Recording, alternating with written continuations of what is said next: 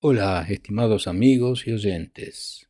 Bienvenidos a la continuación de la lectura del libro Hacia el despertar a sí mismo, aproximación a la enseñanza dejada por Gurdjieff, por Jean Baissé. Capítulo El despertar a sí mismo y los obstáculos para el despertar. Parte 3.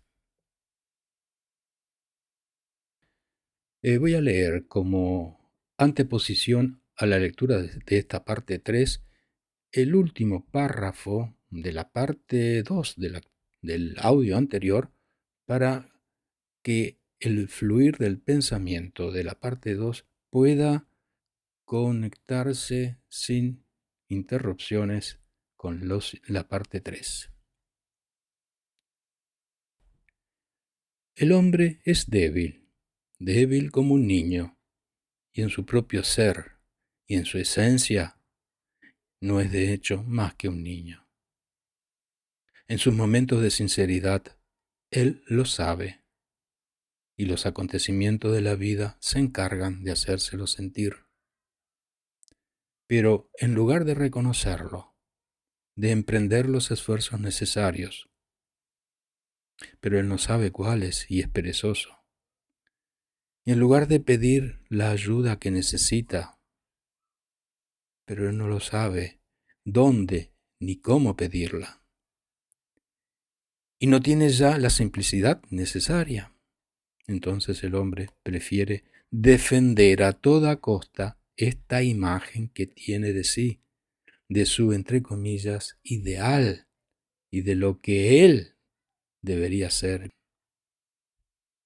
Cada vez que esta imagen en la que él cree es amenazada, él se siente amenazado como si él mismo lo fuera y reacciona inmediatamente para defenderla, exactamente como una niña defiende a su muñeca. Este apego insensato a su imagen, a una imagen, aunque engañosa en gran parte, y en cuyo nombre se levantan todas las reacciones, es el fundamento mismo de su, entre comillas, amor propio, y uno de los mayores obstáculos para la visión de lo que él es en realidad, así como para el despertar de su yo superior, es decir, para el crecimiento de su esencia. Entre comillas, amor propio y la defensa de la imagen de sí son también la base de las relaciones habituales del hombre con sus semejantes. Ellas se rigen generalmente por lo que puede llamarse la consideración interior.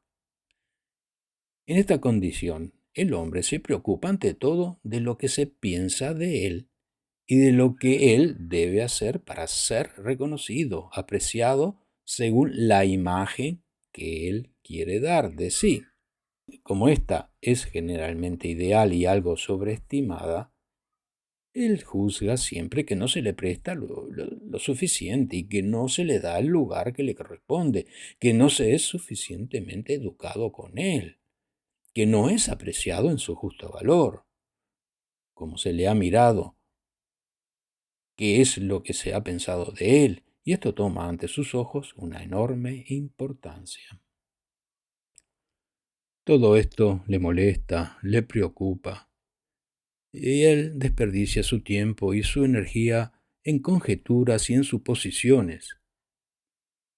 Por poco que se sienta ignorado, se vuelve suspicaz, desconfiado, incluso hostil con los otros, y desarrolla así una actitud negativa que no hace más que agravar la situación. Pero las cosas pueden ir aún más lejos. El hombre puede sentirse puesto en jaque por el medio en que vive, la sociedad, las circunstancias y hasta por las condiciones atmosféricas. Todo lo que le desagrada le parece una agresión personal, le parece injusta, ilegítima o errónea. Y todo el mundo está equivocado. El clima está equivocado. Solo él tiene razón.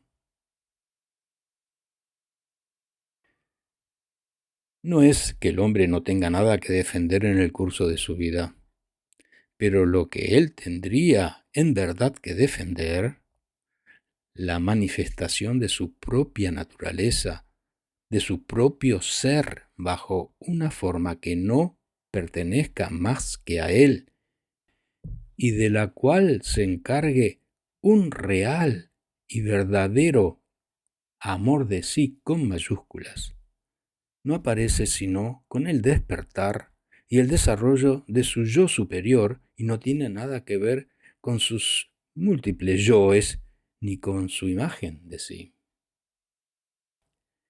En toda esta construcción que conforma lo que un hombre cree ser, un punto merece aún particular atención, incluso si los acontecimientos de hecho ponen al hombre ante la evidencia innegable de las ilusiones que tiene sobre sí, todo un conjunto de dispositivos artificiales. Los topes son los que les permiten aún justificarse y le quitan nuevamente toda la posibilidad de ver por fin las cosas como son. ¿Qué son los topes? Topes, aclaración. Este pasaje está tomado directamente del libro Fragmentos de una enseñanza desconocida de Ouspensky, páginas 210-220. Entonces, topes es un término que necesita una explicación especial.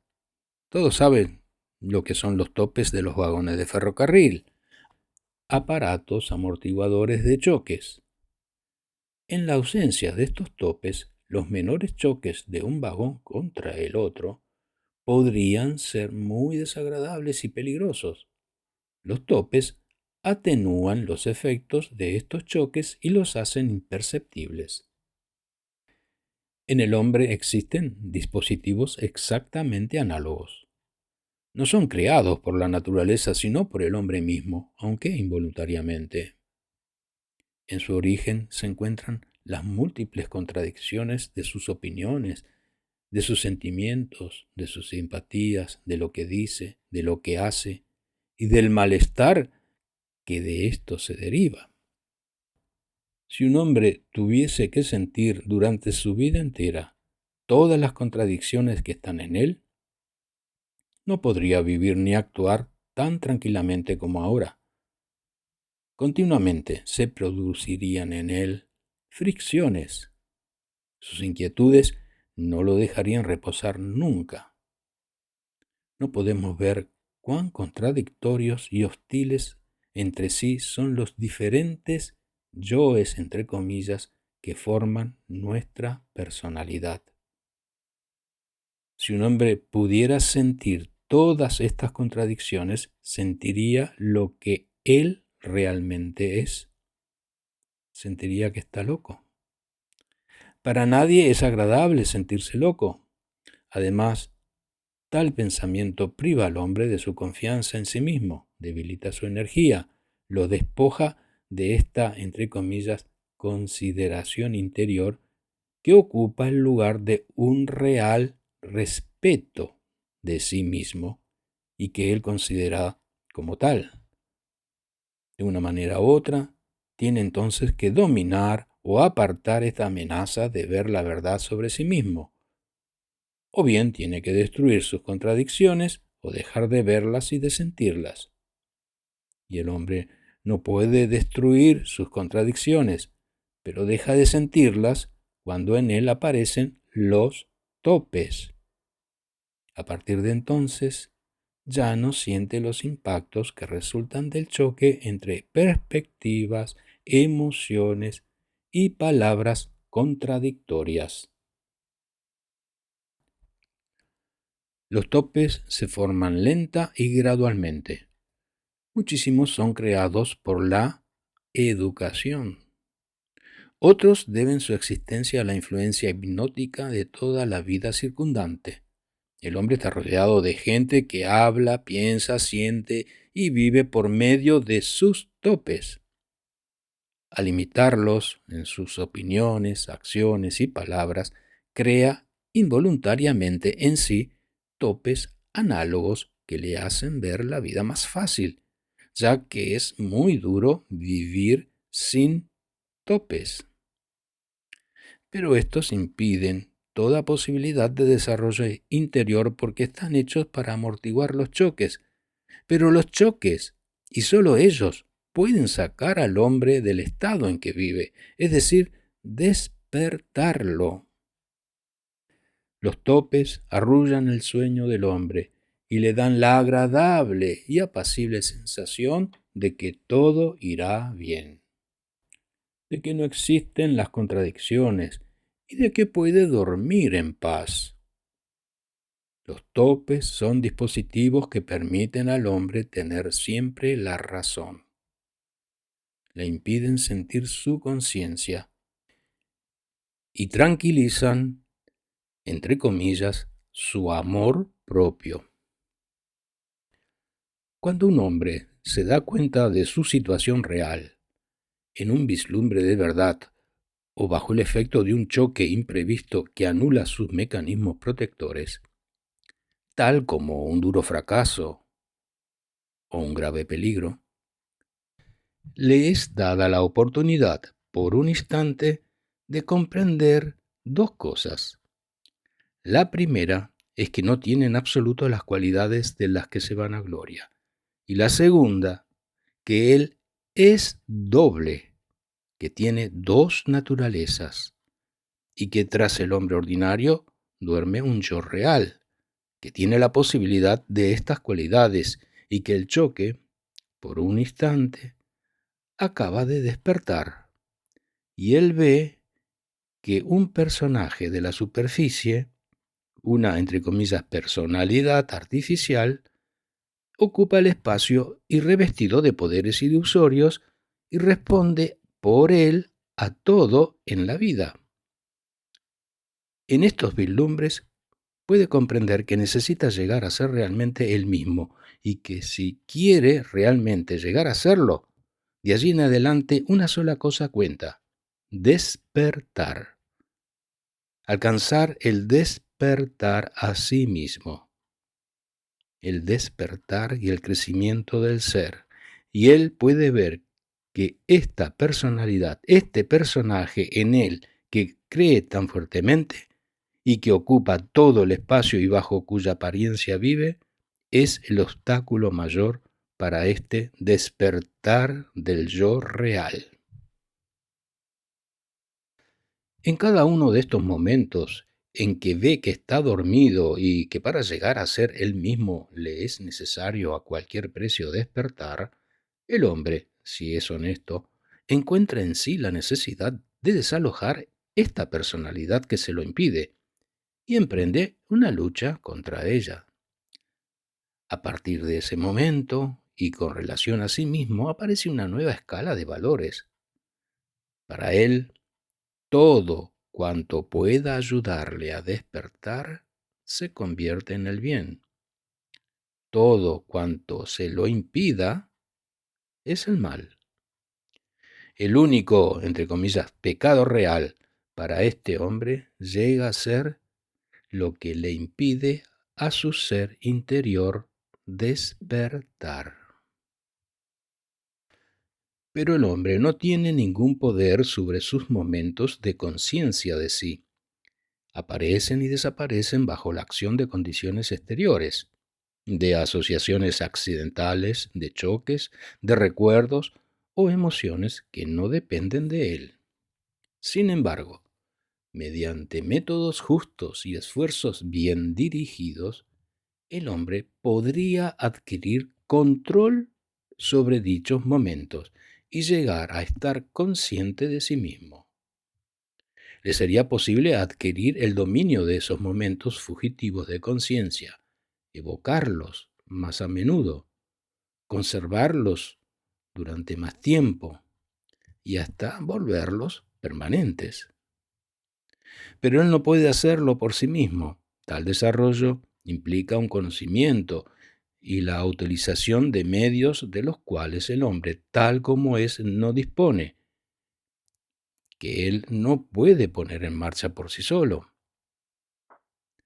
Una vez perdida la ilusión de estar dotado ya de las cualidades y los poderes que sin duda le corresponderían, pero que no tiene, el hombre debe perder una segunda ilusión, la de poder obtener algo en este campo por sí mismo. A partir del momento en que trata de despertar, el hombre se da cuenta de que para esto no basta con tener el deseo, librado a sí mismo, y él se vuelve a dormir y no se despierta. Mientras el hombre no ha vivido esto, no ha sufrido por ello y no ha experimentado plenamente la dificultad del despertar, no puede comprender la necesidad para su meta de un trabajo largo, duro e imposible de llevar a cabo solo. Por regla general, ¿qué hace falta para despertar a un hombre dormido? Hace falta un buen choque. Pero cuando un hombre está profundamente dormido, un solo choque no basta. Se necesita un largo periodo de choques incesantes y estos choques no pueden venir sino de afuera. Es necesario que este hombre se coloque en unas condiciones tales que algún otro o ciertas condiciones exteriores estén ahí para administrarle estos choques y repetirlos tantas veces como sea necesario para despertarlo. Dirigirse para ello a otra persona no ayuda mucho. Muy rápidamente, como todo el mundo, el que debía ayudarlo se queda dormido. Es tomado por otra cosa y deja de despertarlo. Haría falta un hombre realmente capaz de mantenerse despierto, pero éste tiene su propio trabajo, sus propias tareas que cumplir y generalmente tiene otras cosas que hacer y no perder su tiempo en despertar a otros. No tiene ninguna razón, en general, para encargarse de ello. Hay una posibilidad de dirigirse a las circunstancias exteriores y tratar de despertar por medios mecánicos. Es necesario entonces hacer uso de un despertador. La desgracia es que uno se habitúa rápidamente, sencillamente deja de oírlo. Muchos despertadores, con campanas variadas, son pues necesarios.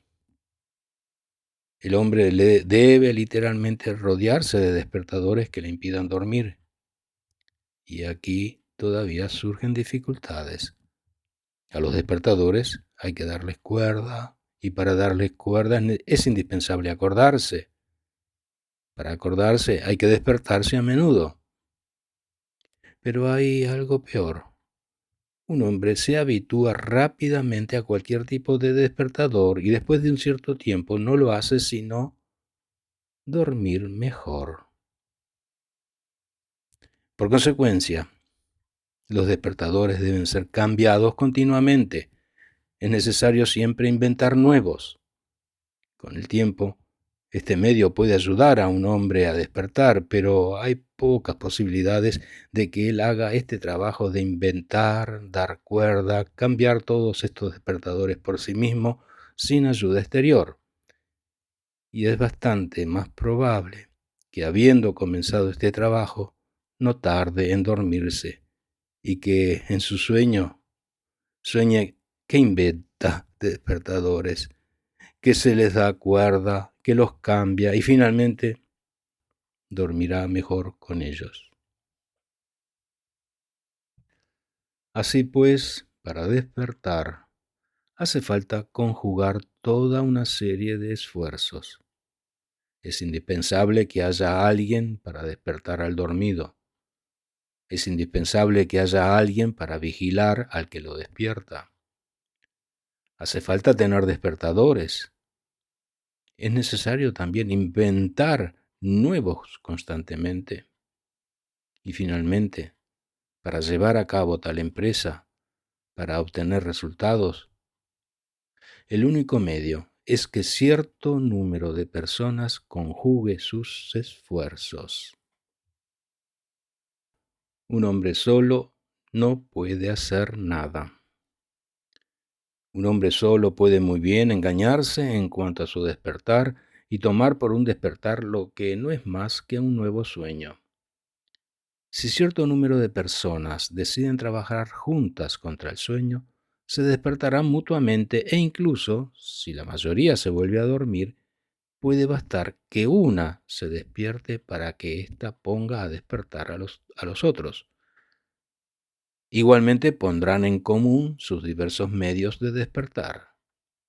Todos juntos pueden ser de gran ayuda unos a otros, mientras que sin esta ayuda mutua, cada uno, aisladamente, no llegaría a nada. Un hombre que quiere despertar debe buscar otras personas que también quieran despertar a fin de trabajar con ellas. Pero esto no basta todavía, ya que semejante trabajo requiere de un conocimiento que el hombre ordinario no posee. Este trabajo debe ser organizado y dirigido en función de este conocimiento. Sin estas condiciones, lo más probable es que los esfuerzos emprendidos resulten vanos o se desvíen. La gente puede inventar toda clase de medios y maneras, puede incluso llegar a prácticas ascéticas, entre comillas, y a torturarse. Pero estos esfuerzos resultarán vanos si no son emprendidos, entre comillas, de cierta manera. La única, precisamente, que puede traer una transformación. Para muchos, esto ya es algo difícil de comprender. No cualquier esfuerzo lleva a despertar. Esfuerzos de un tipo especial son necesarios, y estos esfuerzos son diferentes según las circunstancias y el momento. Pero hay algo más difícil aún, sobre todo para los intelectuales. Por sí misma, por su propia iniciativa y según lo que piensa o cree bueno para sí, la gente puede ser capaz de grandes esfuerzos y grandes sacrificios. Pero los hombres no pueden comprender que todos estos sacrificios elegidos por ellos y conformes con sus ideas personales no tienen probablemente nada que ver con lo que es necesario para el despertar que ellos buscan, justamente porque acerca de este despertar lo ignoran todo. No pueden admitir que todos sus sacrificios, en este caso, puedan ser inútiles. Y no puede comprender que su primer esfuerzo, su primer sacrificio, debe ser el renunciar a sus ideas y a sus creencias personales para obedecer a otro. Semejante trabajo debe ser organizado. No puede serlo sino por un hombre que conozca los problemas y las metas, que conozca las reglas y los medios de este trabajo, y que él mismo tenga la experiencia al haber pasado en su oportunidad por un trabajo así organizado. Quienes son capaces de organizar tal trabajo y de ayudar en él, tienen también sus tareas y sus metas propias. Conocen el valor del tiempo, saben que está medido y precisan el suyo muy alto. Y esta es una razón por la que un hombre aislado tiene pocas posibilidades de recibir ayuda, además del hecho de que este aislamiento es una condición desfavorable. El hombre, que se encarga del trabajo de despertar, preferiría ayudar al mismo tiempo, digamos, a 20 o 30 personas deseosas de despertar que a una sola. Y el hombre que quiere permanecer aislado, muy probablemente termine excluyéndose a sí mismo.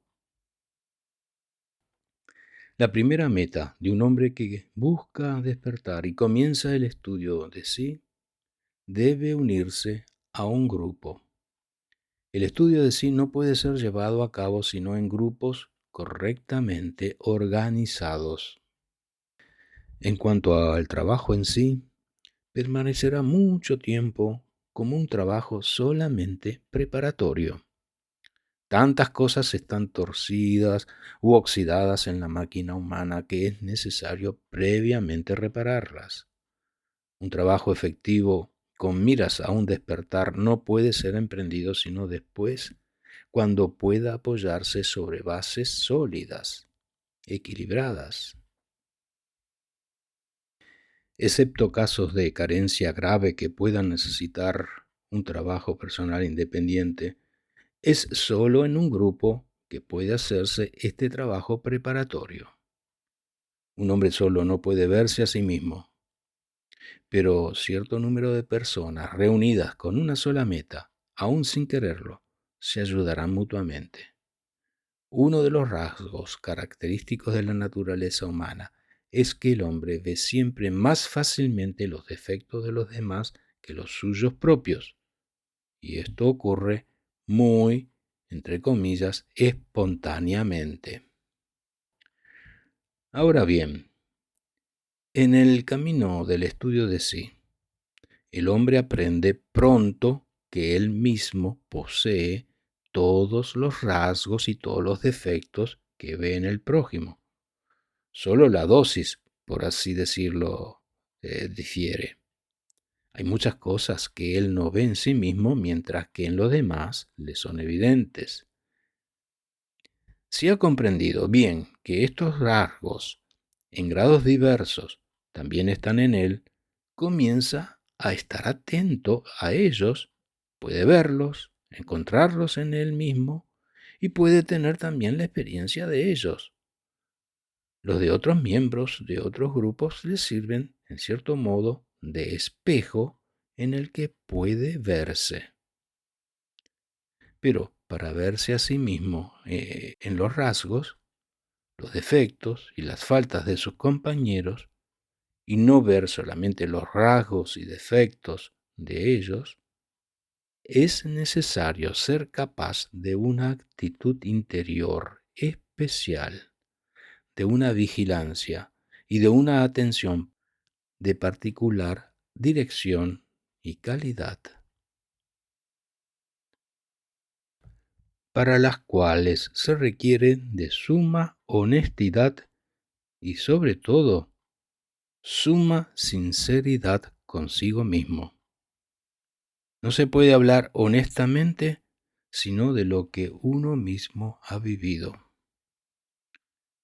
Si la sinceridad más exacta y si la aceptación de ponerse a sí mismo cada vez en tela de juicio no son respetados por cada uno de los miembros del grupo, este trabajo no es posible y el defecto de uno solo basta para que apeste la atmósfera, entre comillas. De modo que, en el trabajo de estudio de sí, cada uno comienza a acumular todo un material que resulta de sus observaciones sobre sí mismo. Aquí, una vez más, un trabajo de grupo es irreemplazable. 20 personas tendrán 20 veces más material utilizable en su mayor parte por cada uno. El intercambio de las observaciones y luego el intercambio de las comprensiones es una de las metas de la existencia de los grupos de trabajo. Cada uno, sin embargo, debe ante todo recordar que él no es uno. Una parte de él es el hombre que quiere despertar, pero la otra, su personalidad, no tiene el menor deseo de un despertar y deberá ser llevada allí a pesar de ella, a la vez por la fuerza y por la astucia. Un grupo es, de ordinario, un pacto sellado entre los yoes reales de cierto número de personas para entablar juntos la lucha contra sus falsas personalidades. El yo real de cada uno de ellos carece de fuerza frente a su personalidad, o bien duerme, y la personalidad es dueña de la situación. Pero si 20 yoes se unen para luchar contra cada una de las personalidades, pueden llegar a ser más fuertes que ella. En todo caso, pueden perturbar su dominio e impedir a los otros yoes dormir tan tranquilamente. Pero la sola observación de sí no basta para el despertar. No es más que una etapa previa que requiere de cierto grado de despertar, pero este despertar se queda de algún modo pasivo. El hombre allí apenas emerge del sueño y recae en él inmediatamente. Es sólo al comenzar a, entre comillas, recordarse a sí mismo que el hombre comienza realmente a despertar.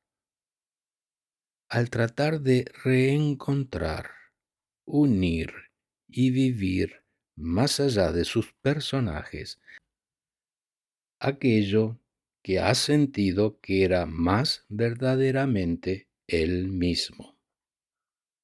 Tal intento aporta una impresión de sí que tiene un sabor específico y se reconoce sin error. En ese momento, el hombre que la ha conocido comienza a no dejar que su personaje lo siga engañando. En verdad, lo que implica este intento no puede ser descrito con palabras. Aquella es una experiencia individual que, como toda experiencia de conciencia, solo tiene sentido cuando es vivida y en el momento mismo en que lo es, y solamente para el individuo que la está viviendo. Mientras un hombre no pueda recordarse a sí mismo, las cosas se hacen en él o por medio de él, pero no se hacen en presencia de él ni de acuerdo con él. Solo funciona la máquina. Él mismo no está allí. Incluso la simple observación de sí no es posible sin cierto grado de recuerdo de sí. Pero incluso cuando el recuerdo de sí y el conocimiento relativo de sí que así se encuentran, mientras un hombre no llegue de forma suficientemente global a una, entre comillas, real presencia a sí mismo, las cosas no son hechas por él ni con él. Es sólo al empezar a recordarse a sí mismo que el hombre puede despertar realmente. Es sólo con un despertar real y suficientemente duradero que un hombre llega a estar presente a sí mismo. Y es sólo con la presencia a sí mismo que un hombre comienza a vivir como tal.